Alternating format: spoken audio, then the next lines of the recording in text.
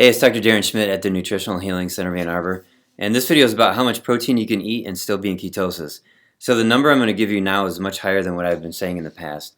So just follow along with me as I go through this information and these studies. So this is a website called sci-fit.net. So it's scientific articles related to fitness. So you can go over here to articles and click on nutrition, and it goes to this.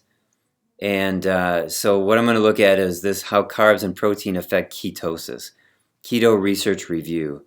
So you click on that, and this is what it looks like. This page, you need to scroll down. It's got a table of contents right here. You can expand that. Here's some definitions. Now here's some article links that are already in the website, like they have links within articles of previous links. It's a little bit goofy. Scroll past the newsletter sign up. What is ketosis? Does a high-protein diet prevent ketosis? All right, so let's talk about this. It says right here, several keto websites like Diet Doctor and Perfect Keto. Actually, and I belong to Diet Doctor. I pay $10 a month to read all their articles. Suggest that a high-protein diet could prevent ketosis. The rationale is that protein can turn into glucose, and this in turn can take you out of ketosis. They ask you to restrict protein to 1 to 1.6 grams per kilo of body weight. So, in other words, if you weigh 70 kilograms, which is 154 pounds, they claim you should eat no more than 70 to 112 grams of protein per day. This is kind of standard internet ketogenic advice, and I've been saying something similar to this, for 3 years. Okay, so now coming down a little bit, we have these 3 boxes right here, and we're going to go through all 3 of them. So what this is a series of studies from left to right. Let's look at this orange one first. So the first one is how much protein these people had in these studies. So at the bottom left, we have 60 grams of protein per person in that study. And the next one's about 70, 75. So now we're going up to 80, 100, 120, 140, and over 160 grams of protein per day from left to right. Now the blue are the same studies lined up from left to right in exact order as the orange. So the blue is ketones and how ketogenic were these diets. So this top one here, or this high one here, that's 4.0 beta hydroxybutyrate. These people are in deep ketosis, and you can see that the red, this is carbohydrates. They had the lowest amount of carbohydrate in that study. Now these people in this study had the highest amounts of carbohydrate, and yet they were really low with the ketones. There's the pattern. The pattern is related to carbohydrate more than protein. Okay, so this is now along the same path. As the protein goes up, there's no relationship in how keto these people are in the blue. The relationship is only between the blue and the red, the carbohydrate intake. Okay, so that's how carbs affect ketosis. Now let's look at this protein and ketosis correlation. We're going to this graph right here. On the left, we have daily protein intake, and on the bottom, we have the ketones. So you can see that as the protein intake goes up, the ketones are also going up. Now, this is not cause. Okay, it just shows that the more protein you eat does not correlate with lower ketones. Okay, now the third thing I'm going to show you from the same graph here is a table of the studies that they used. So here's the study on the left, here's the protein column, here's the carb column, and here's how keto they were. So this study had 122 grams of protein, that's 1.4 gram per kilogram of body weight. And they increase it all the way up to this one right here. This is men consuming 221 grams of protein. So the bottom line here, and even 122 grams, like that exceeds the standard internet recommendation, if you will, on how much protein you can eat. And if you do moderate protein, like high fat, low carb, moderate protein, you're still going to be in ketosis. Everything will be fine. Your numbers will look good.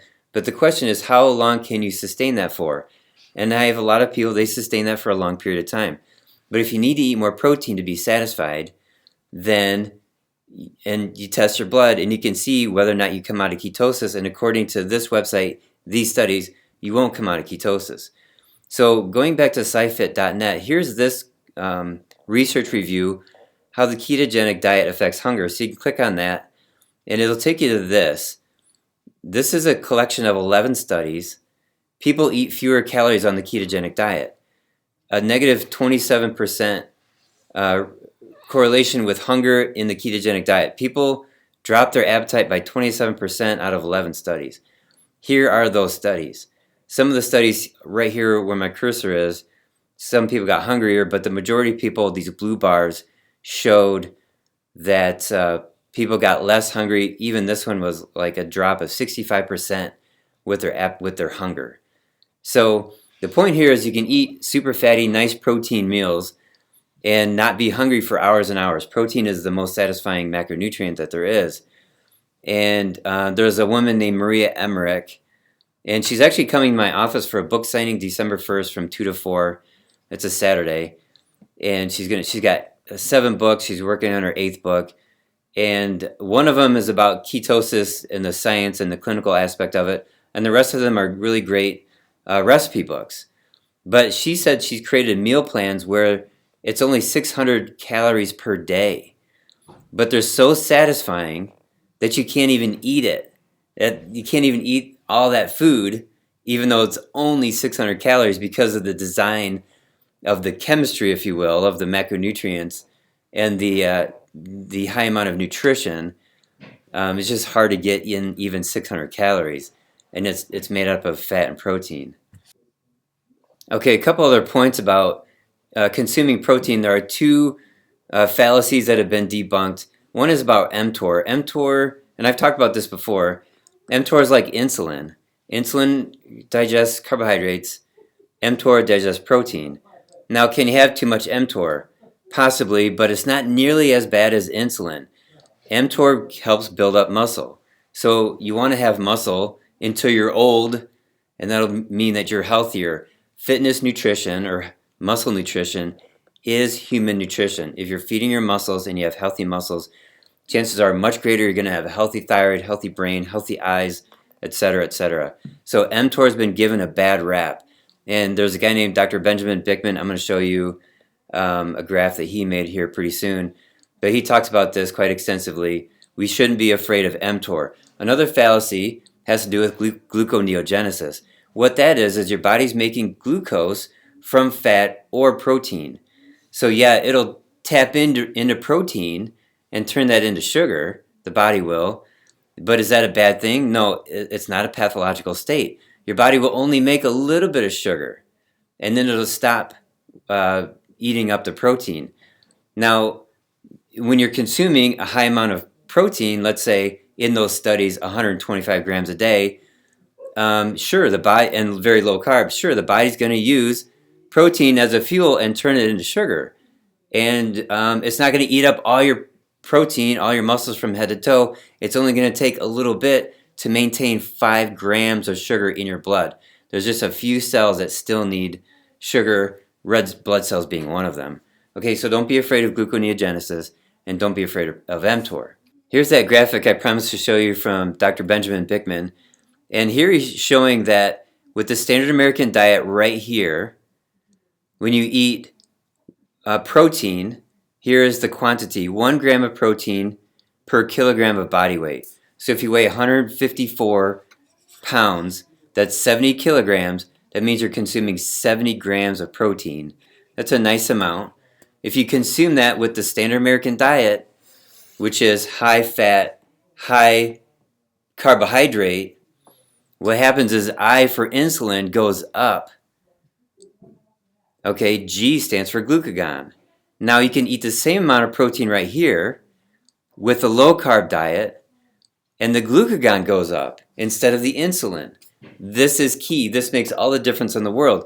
You can have the same amount of protein eating low carb, which helps you. Glucagon is very friendly compared to the same amount of protein with the standard American diet, and your insulin goes up, and it's not friendly.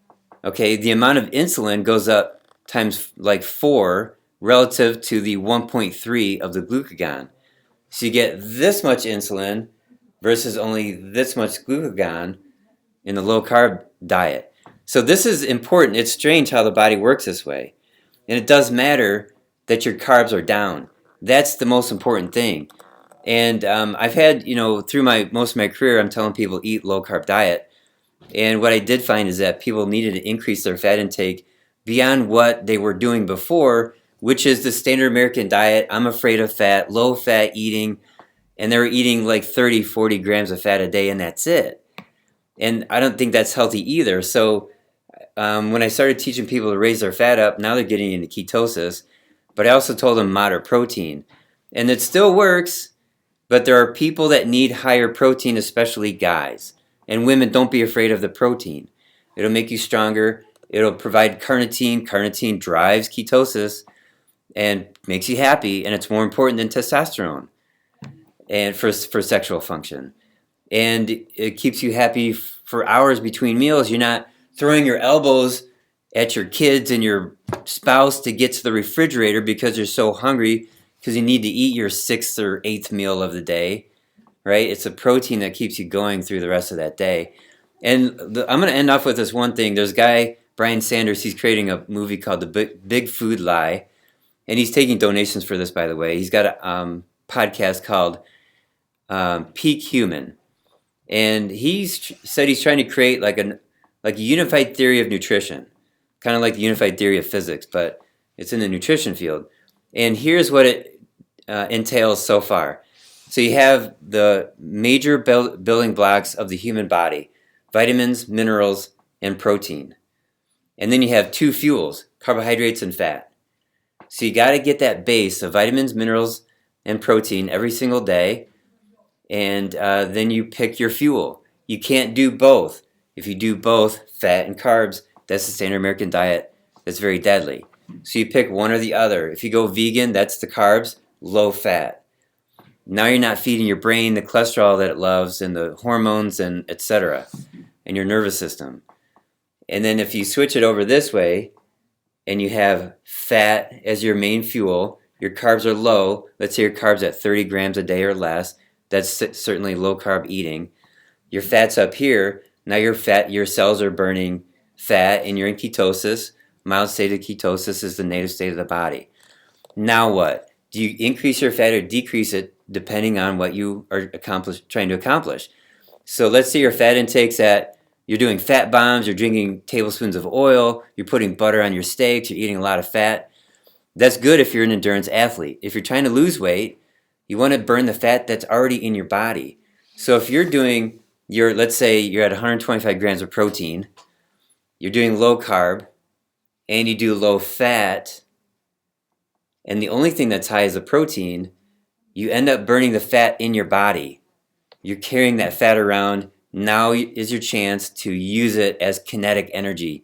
You've been storing that fat for years as potential energy.